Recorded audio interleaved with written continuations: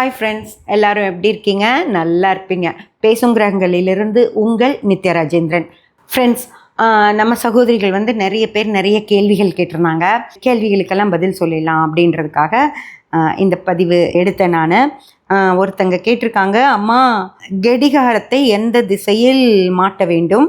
நிறைய பேர் வடக்கில் மாட்டுங்கள், கிழக்கில் மாட்டி வையுங்கள், அப்போ அதுதான் நல்லது, குடும்பத்திற்கு நல்லது என்றெல்லாம் சொல்கிறார்கள்.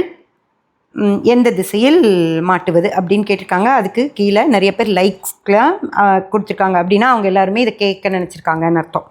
ஓகேங்களா ஃப்ரெண்ட்ஸ், நமக்கு நேரம் நல்லா இருக்கணும். ஓகேங்களா, நம்ம வீட்டில் இருக்கிற கடிகாரத்தை எடுத்து இங்கே மாட்டுறது, அந்த சவுத்தில் மாட்டுறது, மேற்கு பார்த்து மாட்டுறது, கிழக்கு பார்த்து மாட்டுறது அப்படியெல்லாம் ஒன்றுமே கிடையாது. உங்களுக்கு வீட்டில் கடிகாரத்தை எங்கே வச்சா உங்களுக்கு ஈஸியாக இருக்குது, நீங்கள் டக்குன்னு எந்த இடத்துல நின்னால் நீங்கள் அதை பார்க்கணுமோ அந்த இடத்துல மாட்டி வச்சுக்கோங்க. ஓகேங்களா, சமையல் ரூமில் பாருங்கள், நிறைய வேலைக்கு போகிற லேடிஸு கரெக்டாக அப்படி தலையை தூக்குனாங்கன்னா டைம் தெரிகிற மாதிரி செட் பண்ணி வச்சுருப்பாங்க. அந்த மாதிரி உங்களுக்கு எங்கே மாட்டி வச்சா அது உங்களுக்கு சௌரியமாக இருக்குமோ அந்த இடத்துல கடிகாரத்தை மாட்டிக்கோங்க. அதே போல் கடிகாரத்துக்கு திசைகள் கிடையாது, சரிங்களா? கிழக்கில் தான் கடிகாரம் வைக்கணும், மேற்கில் தான் வைக்கணும், தெற்கு வடக்கு அப்படின்றதெல்லாம் கிடையாது. நம்ம சௌரியம்தான் மாற்றுறது. அது கரெக்டான அந்த இதில் வச்சிங்கன்னா அது கரெக்டாக சுற்றி டைமை சரியாக காட்டுதா அப்படின்றது தான் விஷயம். இதில் எந்த ஒரு ஜோதிட விஷயம் இல்லை, ஆன்மீக விஷயம் இல்லை, எதுவுமே இல்லை.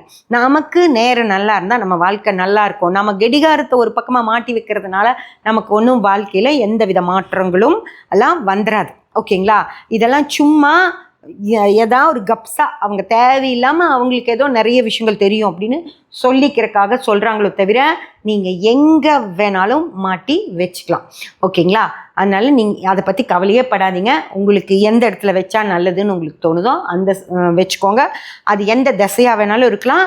அதே போல் இப்போ நீங்கள் ஒரு டிவி ஒரு இடத்துல வச்சுருக்கீங்க, அதுக்கு அதே இதுக்கு மேலே வச்சா நல்லா இருக்காது, அதனால இன்னொரு பக்கம் வச்சு அது அழகாக இருக்கும், அந்த செவத்துக்கு அது அழகாக இருக்கும். புரியுதுங்களா? அழகாக இருக்கிற படி மாட்டிக்கோங்க. ஒரு 2 சைடு லைட்ஸ் போட்டிருப்பீங்க, அப்போது அந்த லைட் போட்ட இடத்துல இதை வச்சா அந்த லைட்டு அழகாக தெரியாது. அதனால் இந்த பக்கமாக கடிகாரத்தை இன்னொரு பக்கம் மாட்டினா லைட் தனியாக இருக்கும்போது அழகாக தெரியும். அந்த மாதிரி பல விஷயங்களுக்காக நீங்கள் எங்கே வேணாலும் கடிகாரத்தை வச்சுக்கலாம். ஓகேங்களா, அதுக்கெல்லாம் ஒன்றுமே கிடையாது. அந்த ஜோதிட ரீதியாக ஆன்மீக ரீதியாலாம் எதுவுமே இல்லை. அதனால் நீங்கள் தைரியமாக எங்கே வேணாலும் எந்த சைடு செவத்தில் வேணாலும் நீங்கள் மாட்டி வச்சுக்கோங்க. ஓகேங்களா, அதனால் நான் பரிகாரம் செஞ்சு அம்மா பரிகாரம் செஞ்சால் சரியாயிடுமா அப்படின்னு சொல்லி நினைக்காதீங்க. பரிகாரம் அப்படின்ற ஒரு விஷயம் அதாவது ஆரம்பிக்கிறப்பவே பரிகாரம் ஜாதகம் கேட்குறக்கு ஃபோன் பண்ணுறப்போவே பரிகாரம் சொல்லுவாங்களா? பரிகாரம் எதுக்கு பரிகாரம் கேட்குறீங்கன்னு எனக்கு புரியல. நீங்கள் இப்படி தான் வாழணும்னு கடவுள் அந்த நேரத்தில் உங்களை பிறக்க வைக்கிறார். அது அப்படி தான் வாழ்ந்தாகணும், ஒன்றும் பண்ண முடியாது. கடவுள் எதையும் மாற்றியெல்லாம் வைக்க மாட்டார். இப்போது நீங்கள் ஒரு பரிகாரம் பண்ணுறீங்க அப்படின்னா கடவுள் உங்கள் நேரத்தை இப்படி 2 செகண்ட் தள்ளி வச்சுருவாரா நல்ல நேரத்துக்கு? அப்படியெல்லாம் ஒன்றும் பண்ண முடியாது. நீங்கள் பிறந்தாச்சு, நீங்கள் சுவாசிச்சாச்சு, அந்த நிமிஷத்துலேருந்து இந்த உலகத்தோட இயக்கங்களுக்கு நீங்கள் ஈடுபட ஆரம்பிச்சிட வேண்டியது தான். எதுவுமே மாற்ற முடியாது. கொஞ்சம் சிரமமாக இருந்துச்சுன்னா இது கடவுள் நமக்கு கொடுத்த சிரமம், இதை நம்ம தாங்கிட்டா தான் அடுத்தது நல்ல இடத்துக்கு போக முடியும் அப்படின்னு நினச்சி அந்த தாங்க பழகுங்க. ஒரு கஷ்டத்தை தாங்கி பழகுங்க. கஷ்டமே வரக்கூடாது அப்படின்னா எப்படி முடியும்? யாருக்காவது கஷ்டம் இல்லாமல் இருக்குமா? எல்லாருக்கும் கஷ்டம் இருக்கும் தானே. அந்த மாதிரி உங்களுக்கும் ஒரு நேரத்தில் ஒரு கஷ்டம் வரதான் செய்யும். அப்படி வந்துச்சு அப்படின்னா அதை தாங்கி பழகணும். 2வது, தப்பு பண்ணாமல் இருந்து பழகணும்.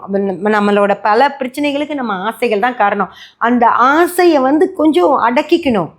எல்லாம் எனக்கு வீடு வேணும், 60 லட்ச ரூபாய்க்கு வீடு வேணும்னா இப்போ லோன் 1 லட்ச ரூபாய் லோன் மாதம் மாதம் கட்டணும் இல்லையா? அப்போ அதுக்கான இது இருக்கா நமக்கு? அது நம்மளால் முடியுமா அப்படின்னு பார்த்துட்டு இல்லை வீடு கட்டணும். அதை விட்டுட்டு வீட்டை கட்டி வச்சிடுறது, அதுக்கப்புறம் லோன் கட்ட முடியலைன்னா எனக்கு கடன் ஆயிடுச்சு, எனக்கு கஷ்டம் வந்துருச்சு, அப்போ இந்த வீடு கட்டினால தான் கஷ்டமா அப்படின்னு ஒரு வாஸ்துக்காரரை கூட்டிகிட்டு அதில் திரும்பி அதை மாற்றிவே இதை மாற்றிவேன்னு சொல்லி உங்களோட ஆசைகள்னால நீங்கள் கஷ்டப்படுறீங்களோ தவிர உங்களுக்கு கஷ்டம் வரணும் அப்படின்றது கிடையாது. அதனால் கொஞ்சம் ஆசைகளையெல்லாம் அடக்கிக்க பழகணும், கஷ்டத்தை ஏற்றுக்க பழகணும். அப்படியா கஷ்டமா, சரி கொடு, எவ்வளோ வேணாலும் கொடு, நான் தாங்கிக்கிறேன், ஆனால் அத்தோட சரி இந்த வருஷம் மட்டும்தான் கஷ்டப்படுவேன், அடுத்த வருஷம் நீ என்னை இப்படி கஷ்டப்படுத்தக்கூடாதுன்னு சாமிகிட்ட கும்பிடுங்க. அந்த மாதிரி கும்பிட்டு பழகுங்க. அதுதான் உங்கள் பிரச்சனைகள் தீர்க்குமோ தவிர எனக்கு கஷ்டமே இருக்கக்கூடாது, பரிகாரம் செஞ்சால் என் கஷ்டம் தீர்ந்துருமா? தீரவே தீராது. என்ன பண்ணாலும் தீராது. கடவுள் உங்கள் பரிகாரத்துக்காகலாம் எதையும் மாற்ற மாட்டார். உங்களோட கருமாக்காக உங்களோட வாழ்க்கையை அமைச்சிருக்கார். அந்த வாழ்க்கையை நீங்கள் வாழ்ந்து தான் ஆகணும் ஃப்ரெண்ட்ஸ். ஓகேங்களா? தயவு செஞ்சு இந்த விஷயங்களையெல்லாம் நீங்கள் புரிஞ்சுக்கணும். அதுக்காகவே தான் இந்த பதிவு. சப்ஸ்கிரைப் பண்ணி பெல் பட்டன் ப்ரெஸ் பண்ணி வச்சுக்கோங்க. அப்போ தான் நான் போடுற எல்லா பதிவுகளும் உங்களுக்கு கிடைக்கும். லைக் பண்ணி ஷேர் பண்ணி கமெண்ட் பண்ணிங்கன்னா எனக்கு சப்போர்ட்டிவாக இருக்கும். Thank you friends.